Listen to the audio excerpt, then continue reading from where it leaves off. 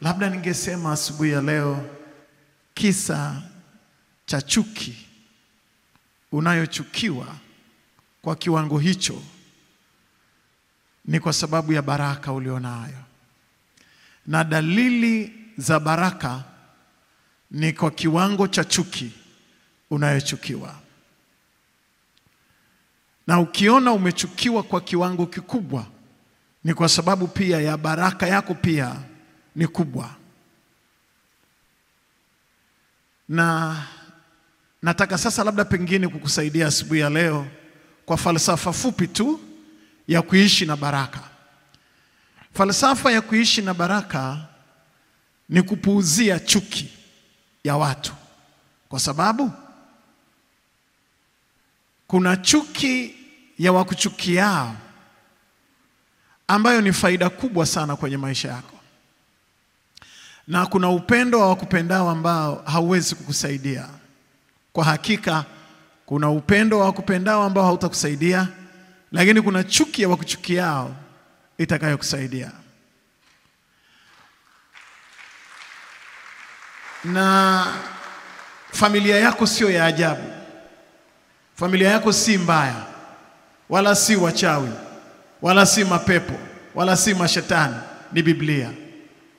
Yaani familia yako inavyokuchukia na kwa kiwango cha chuki kilichopo kwenye familia yenu, nataka nikuhakikishie ni kwa kiwango cha Biblia. Familia yako si ya kwanza kuwa na chuki. Manake naona kuna watu wengi wana stress mbaya sana kwa sababu umechukiwa kwenye familia. Na umejitahidi, unasomesha mtoto wa mdogo wako, umempeleka shule, umejenga nyumba, unaangalia wazazi, unalipa bili za umeme, unamwangalia wale wazee walioko kule kijijini kama ni baba kama ni mama. Umejitahidi kufanya kila kitu, lakini chuki ndio inaongezeka zaidi. Hata yule unayemsaidia, chuki ndio kubwa zaidi. Usije ukafikiri unaweza kuiondoa hiyo chuki. Tafadhali. Na asubuhi ya leo, just relax. Huwezi kuiondoa hiyo chuki hata siku moja. Huwezi kuiondoa chuki kwenye familia, ya familia mlikozaliwa. Huwezi kuiondoa hiyo chuki kwenye familia ya ofisini, familia ya kwenye kampuni, kwenye organization, kwenye taasisi, kwenye government. Kama family, huwezi kuiondoa hiyo chuki hata siku moja. Wala huwezi kufanya mema ya kuondoa hiyo chuki. Kimsingi, chuki ilianzia kwenye familia ya kwanza. Familia ya kwanza ya Adamu na Hawa. Watoto wao walikuwa wawili, Kaini na Abeli. Lakini chuki ilikuwa kubwa sana. Na kifo cha kwanza cha mwanadamu, the first death, kifo cha kwanza cha mwanadamu kilisababishwa na chuki. Kaini alivyomchukia Abeli. Hasa kwenu ninyi unalalamika tu hapa, unaenda yani unahangaika kufikiri kwamba kwenu kuna chuki. Haijafikia familia ya kwanza, maanake wangesha kudedisha, wangesha kuuaga.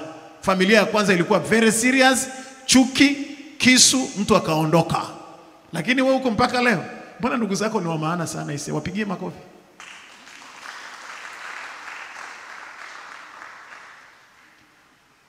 Katika familia zote kwenye Biblia zenye historia ya baraka, Kaini alimchukia Abel kwa sababu ya blessing, kwa sababu ya baraka, na akamuua. Ndugu zake, watoto wawili waliozaliwa tumbo moja na mama yao Rebeka, watoto walikuwa wanachuki tangu tumboni, wanapambana, Esau na Yakobo. Na Biblia inasema Esau akamchukia Yakobo kwa sababu ya ule mbaraka.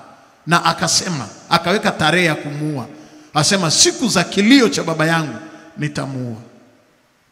Ni chuki, mapacha. Sasa wewe ndugu yako anakuchukia yeye wa kwanza, wewe wa saba. Mapacha. Tumbo moja, mapacha. Na kulikuwa na chuki ya mauti. Lakini Yusufu, mtoto wa Yakobo, baadaye chuki wakamuuza. From the family. Chuki kwenye familia. Lakini katika chuki zote zilibeba sense of purpose. zilibeba kusudi la huyo mtu kuwepo, lakini msingi wake ilikuwa ni blessings, baraka. Sasa nataka kusema nini? Biblia inasema hivi: shika sana ulicho nacho, asije mtu akaitwaa taji yako.